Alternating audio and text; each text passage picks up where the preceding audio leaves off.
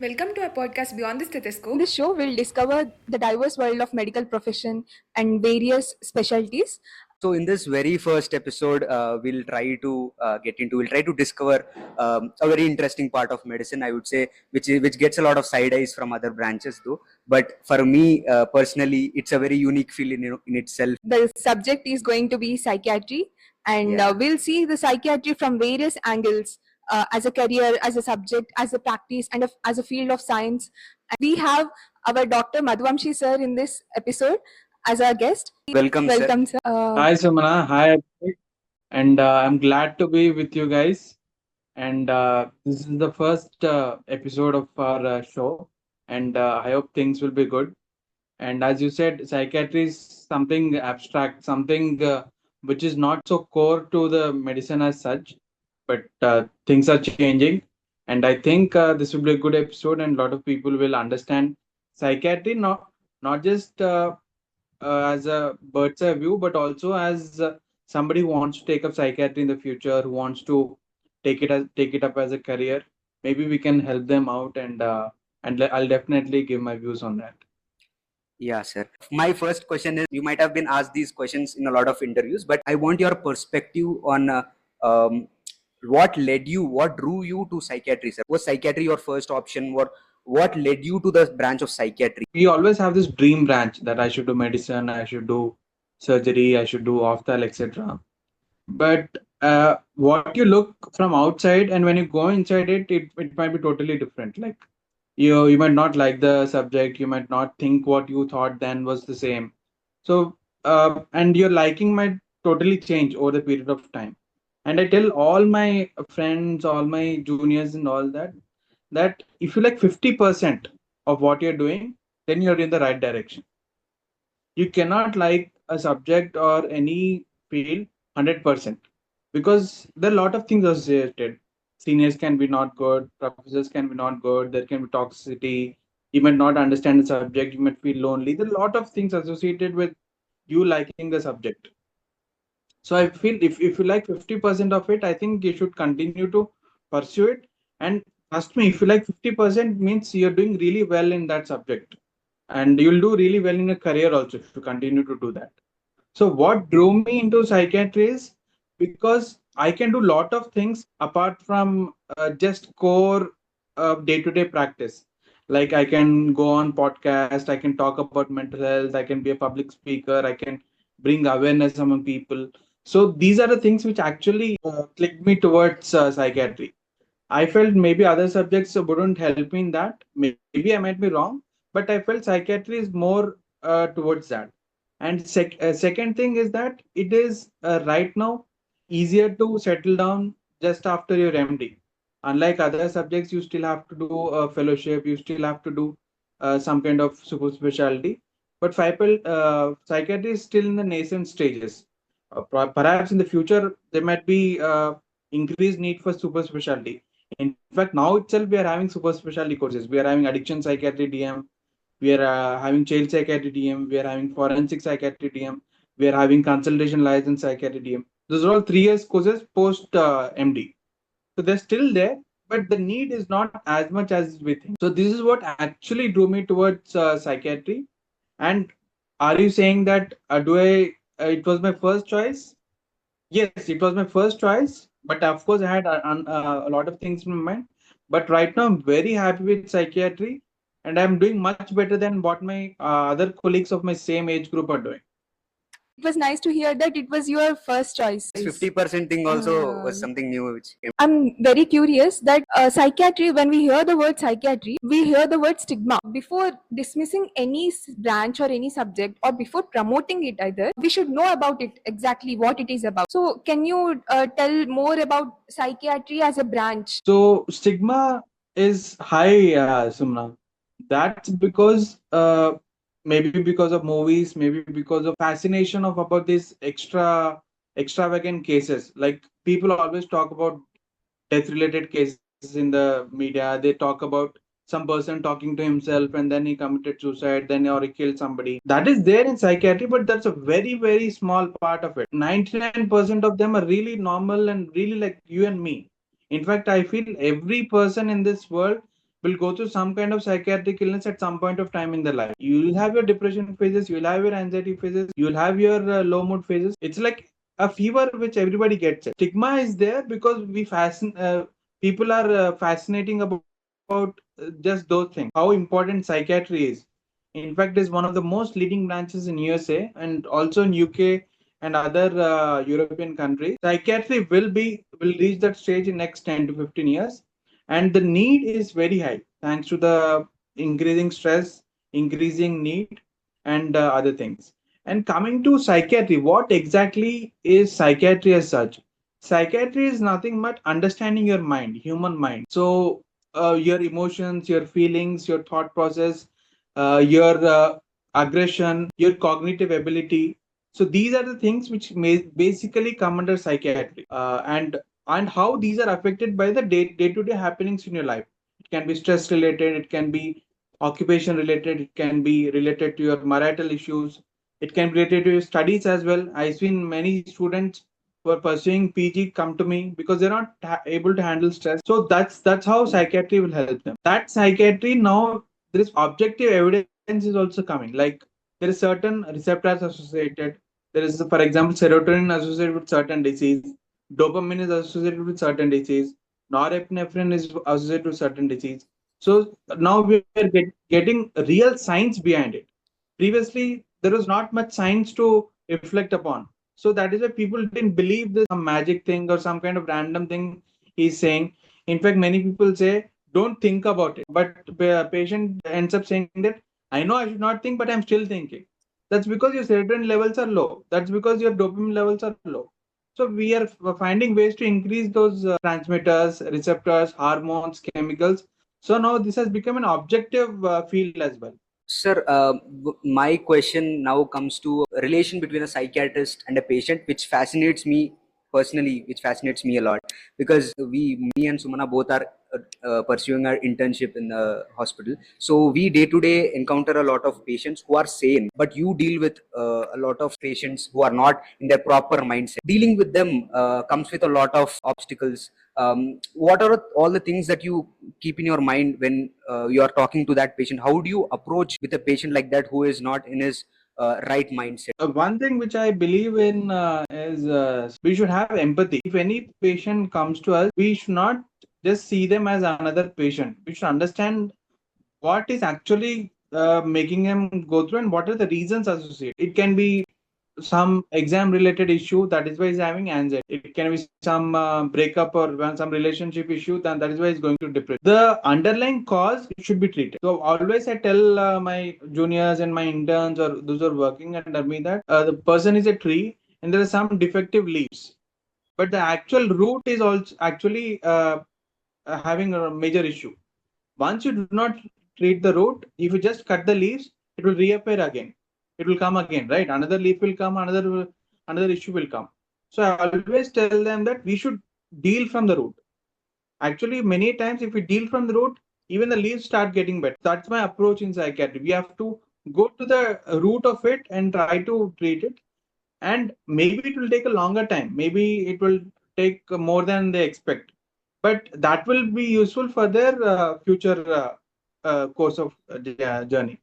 And one more thing which I tell my patients is that Sumana and Abhi, is that when you come to me, don't think this treatment.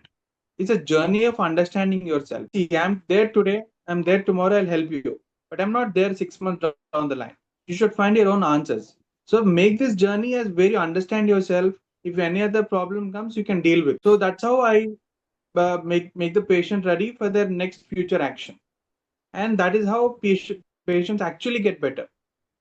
Yes, that is very unique point of view to make the patients feel empowered. Correct. Many times they have their own answers, Hmm. just that they need proper guidance. In fact, I don't give any suggestions. They have their own answers, but I just make things clear for them so that they can pick up the answer from it. Compared to other branches, psychiatry needs more empathy, and that emotional energy and investment is more in psychiatry. And there is one other thing that, as a psychiatrist, people always tell that treating psychiatric patients, the doctor will become psychiatrically ill. What is your take on this? Say a police person is there, every day he catches one thief, right? Every day he catches one thief, he talks to them, he holds them, and he writes down all the FIR related issues. But does he also become a thief later on? Simple logic is that if I'm dealing with a lot of psychiatric illness patients or those who are having illness in their mental health, it means I know I'll become even more developed in handling my situation, my family, my friends, because I understand what people are going through. In fact, there's a major Harvard study which says psychiatrists are more well equipped to deal with their family issues, more deal with their friendly issues, and also business wise also they're really good at, because they take care of their subordinates, they take care of their younger group, and this is actually shown in many of the studies as well. So Yes. don't think that they'll become mental. That must be there long ago. Maybe they've seen some kind of issues, but it doesn't happen usually. Is it exhausting to take care of the patient's needs emotionally? Because we should connect to patient emotionally, no? What we say in psychiatry is the concept of transference and countertransference. So it is like when a person is talking to you for a long time, there are high chances that they might be emotionally connected to you. And at the same time, the doctor, the patient, psychiatrist can also be emotionally connected to them. This is the important concept which has been told us in our early stages of your PG course itself. That this usually happens. It is a bit good for the patient because when they feel a bit connected, they tell more. They have that rapport. They usually express themselves. But we need to have the healthy boundaries, because when I come back from work, I don't have to discuss about what's happening in my clinic or in my hospital. But is it the same for only me? No, every doctor feels through this. For example, if there's a surgeon and if you feel there's some mistake going on in the surgery, you'll come back and feel about it. You'll cry. Arey, what's happening? What mistake did I do? You'll talk to your wife, you'll talk to your kids, you'll talk to your friends. So that's there with anybody. In fact, every doctor goes through that. And not just a psychiatrist, because we are as a person emotionally involved. So not just psychiatrists, but I think everybody goes through this. But healthy boundaries should be maintained for every doctor. In fact, I request all the doctors to have healthy boundaries, where once you're done with the case, you're not supposed to take it back home. That's a very important point. When we are done with the case, it's very important for us to disconnect from that zone, because we have our family too, who have their own emotional things, emotional baggages. But getting that professional thing to the personal thing affects our personal space as well. What I find is that in other professions also, because a lot of corporates come, software come, whatever their boss says, or if boss is angry on them, they take the anger on their family members. Yeah. So it happens everywhere, not necessarily that only psychiatrists face it. Everybody faces. The cases that you deal in psychiatry, obviously they are different from each other. Each and every person is different from each other. The cases are also very much different. My thing is that what's your perspective on any case that you felt really challenging? Can you give an instance about a case which you felt really complex, which you felt really challenging? Well, there is another reason why I like psychiatry, Abhi, is that for me, every day, every case is different. So that is what I don't get bored of it. Each case comes, even though every case is depression, but the cause is different, but the reason is different, but the treatment is different. So each case, I feel there's something new I can learn. Each case, there's something new to build upon. Each case, something new to treat. So I feel that is one thing advantages in psychiatry. In fact, now I'm a full-fledged psychiatrist. I see from children who are having ADHD, autism. When we go up to a bit of younger teenage, like temper tantrums, phone addiction, conduct issues. Then as we go towards teenage, these addiction-related issues like gambling. In fact, a couple of months during IPL season, every day I used to see 4 to 5 gambling disorder cases, because they used to do a lot of betting, online betting. Then as we go towards marriage issues, marital issues, then their anxiety, depression, and as we go further, old age geriatric issues, because of their loneliness, because they're not at home, and of course psychiatric issues like schizophrenia, bipolar. So there's a gamut of huge huge disorders that every day is different for me. Every case is different for me. Every hour is different for me. That is why I'm still get fascinated. In fact, I learn so much on a day-to-day basis. I have to read about it. I have to learn about it. So, in fact, one of my professors used to say, psychiatry is in that stage where Newton first found the laws in physics. So it's still in that young stages. There's a lot to research, lot to talk about, and it will things will only improve. One of the most important cases which we're talking is Abhi, which I think most of my cases I feel is this is a concept called insight, awareness of a disease. So, for example, beta, say there's a cancer patient. He only comes to me, sir, నాకు కొద్దిగా cancer ఉంది, treat చేస్తారా అని he'll come. Then he'll only ask for medicines, then I write medicines. Then he'll only come if there are any side effects are there. Then he'll only go proper protocol, proper test, everything. But a psychiatry patient do not know that he's going through any illness like schizophrenia, bipolar. He won't know that he's going through any illness. So why would he even come and take medicines? It's very, that is when challenge comes. How do we convince him? How do we make sure he takes medicines? How do we make sure that he talks to me? How do we make sure that he has some kind of illness and he continues to take medicines? So this is the most challenging part which I feel. And once you crack this code, I think your career in psychiatry will only go like this. How do you approach, sir? Like whenever the patient enters your room, like what are the steps you take to diagnose that patient? See, just by looking at the patient, we can tell the diagnosis.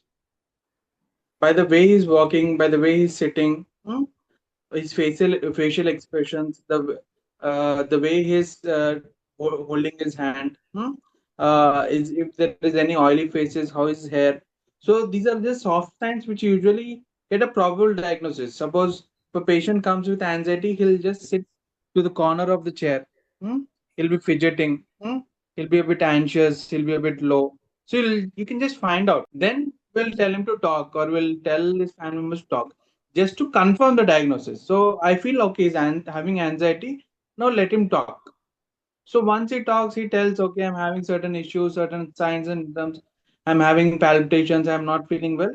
Then we can say, okay, is perfectly going through that. The moment he walks inside, we usually find the diagnosis, probable diagnosis, just to confirm the thing. But are you saying, sir, whenever you find out probable diagnosis, does it remain the same? No. Sometimes they might come inside, I might feel anxiety, but when he sits down and talks to me, because anxiety can be because schizophrenia also, maybe because he is hearing voices and he's fearful. Array, what's happening to me? Why am I hearing voices? He can be anxious because of that also, right? So I have to find ways. So these are the soft signs which I usually see. Then to confirm, I talk to him. Then the attenders. Attenders are very important in psychiatry because many times patient might not able to tell, many times he might miss out. So we usually make sure we talk to the attenders, family members, and who are with them on a day-to-day basis. Then we come to a diagnosis. And once we come to a diagnosis, if any certain tests are required, suppose if I'm giving medicine, certain tests should be done. So those investigations will be done, and based on that, treatment will be given. Only medicines will be given? No. Along with medicines, counseling should be done. Diet. In fact, I insist all my clients on having certain diet. There's something called a serotonin diet. If you don't know, so serotonin is available in our day-to-day food, which we usually don't know. Take them on regular basis. Most of your depression, 10 to 15%, will reduce there itself. Anxiety will reduce there itself. So I insist on that. Sunlight exposure. I tell so many people to have sunlight exposure. In fact, Scandinavian countries like Norway, Finland, Sweden, they all have something called as winter depression. Why? Because they do not have sunlight during that time. Even in fact, I did a medical psychiatry camp in Shimla for about 200 students, and I found more than one-fourth of them undergoing depression, mild depression. Then I actually found out why, what's wrong with them. I don't find so much in Hyderabad. What's wrong with them? Then I understood the winter depression is quite high there itself. So in Shimla, you do not have that much sunlight during winter times, and they end up having depression. So there are a lot of things associated.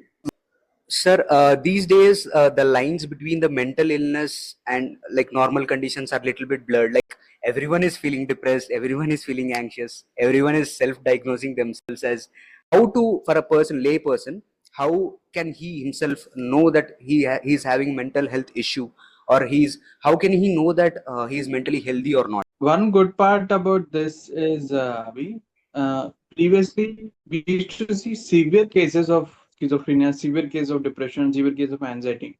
Now that is slowly decreasing. We're getting these mild cases, very initial stages cases. That is when people are getting better within few days. That is one good advantage. I always say that any form of publicity is good or bad doesn't matter. Until you get publicity, keep doing it.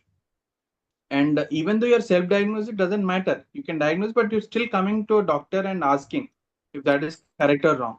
Previously, people never used to come until it used to get really severe and drastic. And what are the major signs, or how do you actually find out as Abhi, is we see changes in your day-to-day activities such as sleep, appetite, bowel and bladder, and your efficiency in your work. So if these 4 5 things are changing, suppose if you're sleeping more than usual, or you're sleeping less than usual, if you're eating more than usual or eating less than usual, if you're working more than usual or if you're working less than usual. So if there is any change of these symptoms for over a period of 5 to 7 days, then immediately some kind of changes is seen in the body. It might not be any big depression or anxiety, but it is always good to go and inquire. Sir, what's happening to me? Why am I doing this? Do I have to change? Maybe few small changes in your day-to-day activities will help you. But if these changes are seen, I think one should go and consult a doctor immediately. Yeah, sir. For example, my friend had a panic attack or is having a panic attack, and he called me. Um, how should I talk to him? Should I give him advice about how to stay calm, or how should I talk to him in the first place? Right. First thing is, whenever a person is having panic attack, you have to only listen. Do not talk. So listen what they're saying. Listen, okay, all right, okay. Just listen to it. Listening is the best form of relieving somebody's anxiety, because they actually want somebody just to listen. And in fact, I've been telling in the previous part as well that everybody has their answers, but people don't know how to go to that answer. You just have to listen, and automatically they'll find ways out of it. Okay. Second is, certain relaxation techniques are definitely there, like counting technique, the imagery technique, box breathing. Those techniques are there. You'll find abundantly on internet sources. Those are there. You can tell them. But as a friend who gets a call immediately at 2 o'clock or 3 o'clock, you just tell them, just listen to what they're saying. You don't have to give them any advice. Hmm? And just tell them that just sleep through this period, and then we'll see tomorrow. Usually, if you can sleep through that period, it reduces the next moment. And how would you rate psychiatry compared to other fields in the matter of personal satisfaction, in the matter of uh, income, and in the matter of work stress? Job satisfaction wise, it's immense, because see, when a psychiatric patient is affected, the whole family gets affected. Because it usually for a longer time, whole family gets affected. The people in the family get distracted. People in the family do not know what to do. So once a person gets better, psychiatric illness patient gets, whole family is happy. Whole That is the satisfaction which I get. Oh, I'm because of one patient, I'm able to satisfy such a huge population. And second thing is, which I get is, because of my public speaking, my awareness programs, I'm able to influence such a huge population, maybe thousands, lakhs. Changes can be seen, because mental health is important. Mental health is important. People are slowly understanding that. Money wise, trust me, Sumana, I'm not trying to boast myself. Of my same age, my colleagues have taken other branches. I'm earning at least 3 to 4 times of what they're earning at this current age. And trust me, the advancements are so high in psychiatry. We have RTMS. Previously, we used to do ECT. Now we have transcranial magnetic stimulation. AI is coming up in psychiatry. We are using AI for phobias. Avatar methods are there. apps are coming up for ADHD. There's a famous app called Endeavor. It's a famous app where it's approved by FDA to use for ADHD patients. It will become a $1 trillion economy soon. And if you're in this race and if you're willing to accept technology, it will only help you not just income wise, but also in your career growth. Income wise, you'll have immense income because once you're adapting to different technologies, people are willing to come up to you. So, for example, I had a phobia patient. I just gave them a VR headset which was having phobia related activities in it, and she was able to get out of it. Then I had an ADHD patient. I told them about Endeavor app. Not just Endeavor, there are other apps, Indian apps as well, which are working on ADHD. So why can't I create a app myself for my patients? Why can't I create a mindfulness app for my patients? So if I'm able to collaborate with any technocrat or with any technology person, I can myself make and I can earn out. So earnings wise, you won't have any issues. And if you're able to get equipped with the latest technology, it is only a time you'll find a psychiatrist being in the first list. What is the scope of research in psychiatry, sir? What is the evolving topic in psychiatry at present time? Like I previously said, psychiatry is still in the nascent stages, like still in the stages where Newton has found out laws in physics. In still in that young stage, the scope for research is immense, immense, immense. There are a lot of drugs to be found because there are a lot of new receptors coming up. So depression, we used to think only serotonin is the cause. Then we are finding there are other different reasons. Other like dopamine is related, norepinephrine is related. There is a use of GABA, there's use of glutamate. So, but there are no certain chemicals or medicines acting on them. So, definitely need is there. Cannabis usage in medical purposes also is improving. How we can make them in a judicial use. A lot of research is required, especially in the field of neurotransmitters, psychopharmacology, AI. How do we equip AI? How do we equip magnetic stimulation? How do we equip machine learning? So these are changes how we can build. The psychiatric disorders are changing over time, and the trend is changing. Like previously, there used to be more schizophrenia and all, but now the trend is more about ADHD and depression and anxiety. I'll assure you one thing, Sumana. Everybody has a doubt that are mental health issues increasing? I say that getting discovered easily. That is the reason you find increase in mental health. 100 years back, also people had mental health issues. 200 years back, also mental health issues. In fact, Bhagavad Gita talks about Arjuna having anxiety panic attack. Lord Krishna was the first counselor. So it was there that time as well. Uh, Maybe the terms were different then. It's happening now because more awareness is being created. And also, one example I'll give you. 1947, India's life expectancy was 37 years. Now India's expectancy is 80 years. So people are living till 80 years. So as age also increases, people will find newer issues, newer stressors. Stressors keep increasing. They're bound to increase because everybody wants to get better, right? You do not want to just sit, become an MBBS doctor. You also want to do PG. You also want to grow. So stress will actually help you get better. Not just don't think in a negative way. Actually, if you do not have stress, you won't write the exam well. If you do not have stress, you won't study. So stress is both a positive thing and negative thing. But if it is impacting you negatively, then you come to a doctor. This question is for the aspiring psychiatrists, medical students who are trying to get into psychiatry, pursue it as a career path. What are the skills that they need to acquire in order to do well in psychiatry, to go further ahead in psychiatry? What skills they need to develop? Because when a patient comes to you, he usually takes more time than any other field of doctory. Maybe in medicine, it might take only a couple of minutes. But usually, a psychiatric patient takes a bit more time. So I need you to be a bit patient. So maybe you get the diagnosis in the first 1 minute itself, but that patience is required to understand. That couple of minutes will actually help you do much greater deal for the person itself. So patience is required.